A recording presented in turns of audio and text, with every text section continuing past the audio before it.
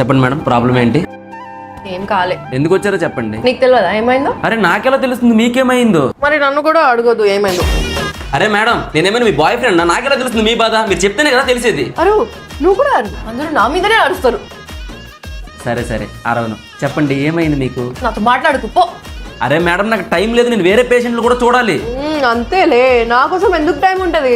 అరే ఓ మేడం, మీరు ప్రాబ్లం చెప్పండి, ఎలా ట్రీట్మెంట్ చేస్తాను మీకు?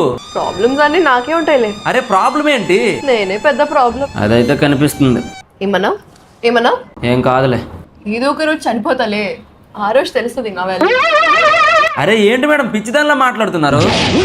నీకు అంత ప్రాబ్లం ఉంటే వదిలే, నాకు ట్రీట్మెంట్ చేయకు. మేడం నేను డాక్టర్ని, పేషెంట్ని ఎలా వదిలేస్తాను? చెప్పండి మీ ప్రాబ్లం ఏంటి చెప్పండి. ఇప్పుడు నాకు చెప్పాలని లేదు. నీకు ఎందుకు చెప్పాలని లేదు? ఎందుకంటే నువ్వు వేరే పేషెంట్ కూడా చూస్తావు. డాక్టర్ని మేడం, నేను కాకపోతే ఇంకెవరు చూస్తారు? చూసా మళ్ళీ అరుస్తున్నావు.